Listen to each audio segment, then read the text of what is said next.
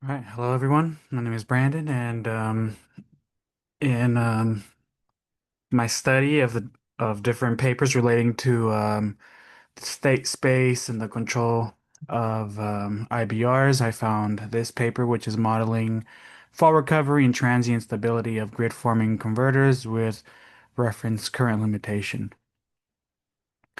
So, for an introduction, as we all know, there has been a lot of IBRs being integrated into the power grid.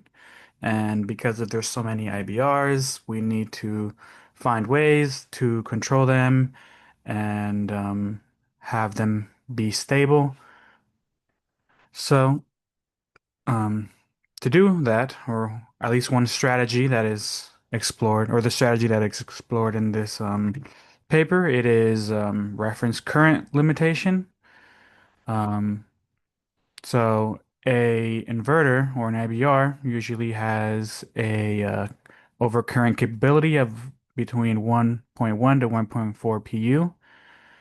And if this is ever reached during a disturbance, it could have adverse effects on the stability of the system. So there's usually two types of current limitation methods. There's the virtual impedance method and the current reference saturation. This paper explored the current reference saturation, so that's what we're going to be kind of looking at of those equations of control for um, the inverter, the IBR.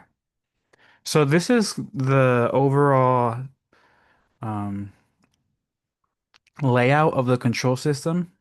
Um, there's three layers to it. The first layer is an active power control, which is what we've seen kind of in this class with the swing equation that we have the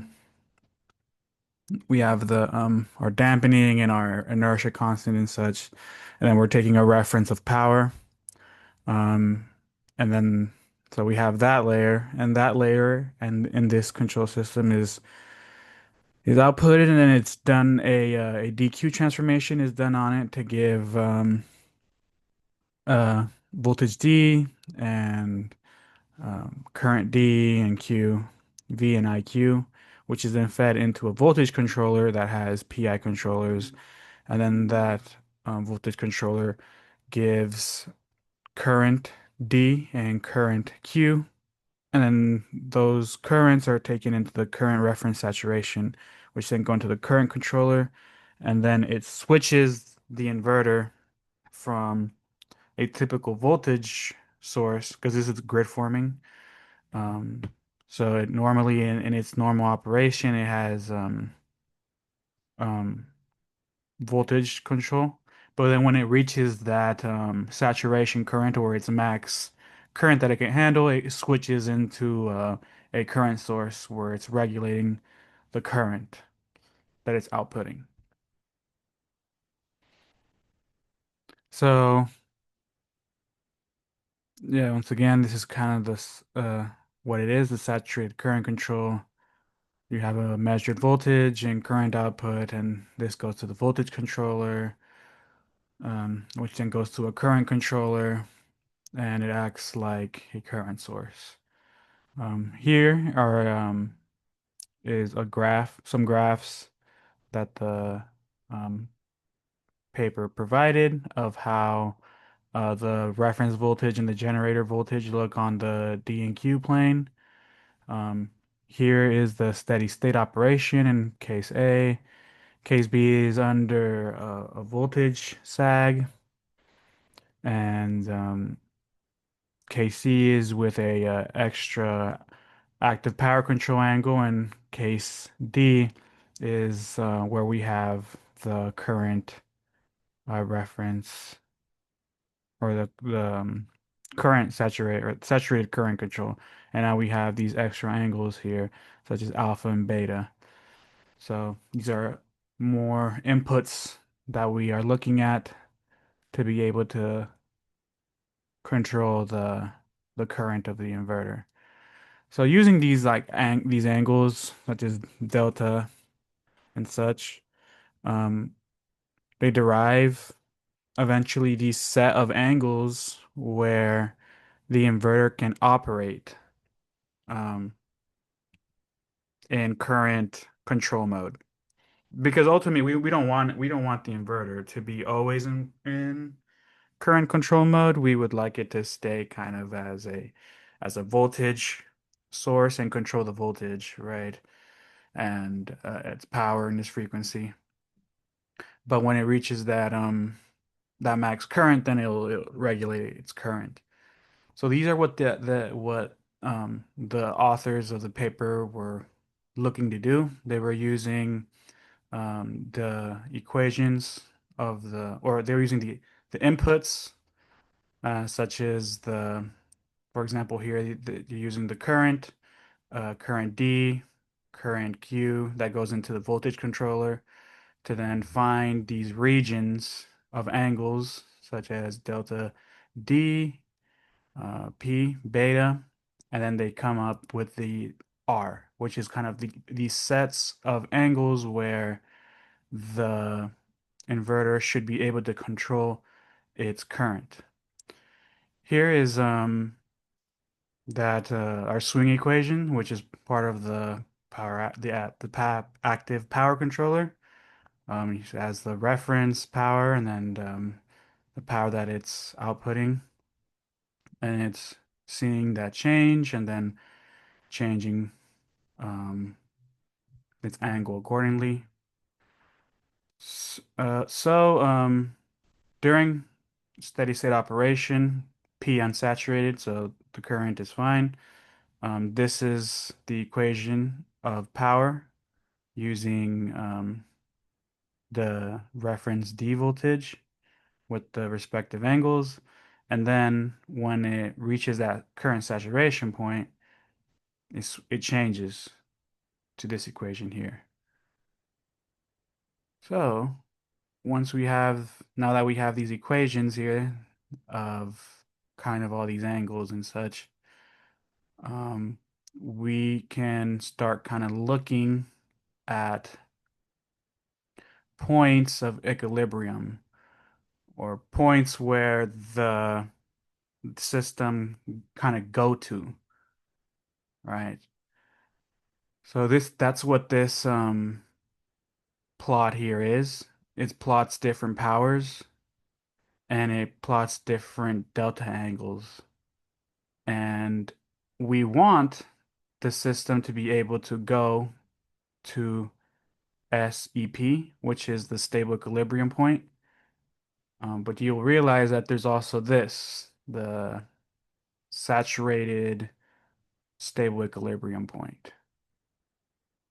And they have different equations to why they reach them. And we also have unstable equilibrium. So here we have over here, and over here is the unstable equilibrium where you have a total loss of synchronization. And this one over here, you lose synchronization too, which we obviously don't want to reach. But what is the consequence? The consequence of having this saturated stable equilibrium point that's not the one we want to actually get to, which is this just the normal stable equilibrium point. Well, that's what this paper studies or looks really into.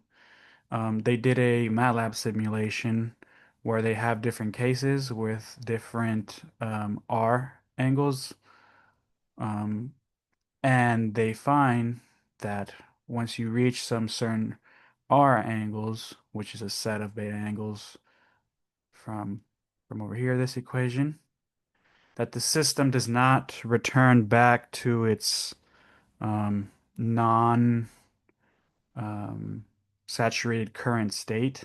So return back from, or return to being a controlled voltage source than a current source. In case A and B, which is the black and blue line, we can see here that the angles, we have the disturbance, and then they start oscillating, but they go back to delta SE, which is the stable equilibrium point, and that's the angle that we want because that's our initial angle, right? But we also have KC where it stabilizes, but it's no longer at the point we want it. Now it's at this other point. And and basically what happens when it does that is that the inverter gets stuck. It gets stuck in current regulation mode and it can't control voltage anymore, which is what we see here in this graph.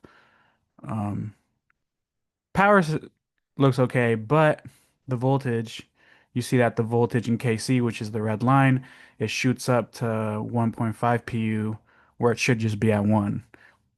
In case A and B just returns back to 1. So, what did I learn from this study? Well, I learned that there's always different types of equations and inputs and outputs that you can look at when it comes to an inverter because inverters you can kind of program them how you want to, but there's, problems sometimes. For example, with this one, this control strategy that you have these points where the inverter gets kind of stuck. So, as a further study, when you do critical clearing time or domain of attraction analysis, um, you can explore and consider those problems when you want to add a current control to the system. And one of the questions I had was, how can the model be modified to avoid locking into current saturation mode? Um, I feel like there's definitely a solution to the issue, but that's one thing that could be looked at and explored further. So, yes, these are the my references, and thank you.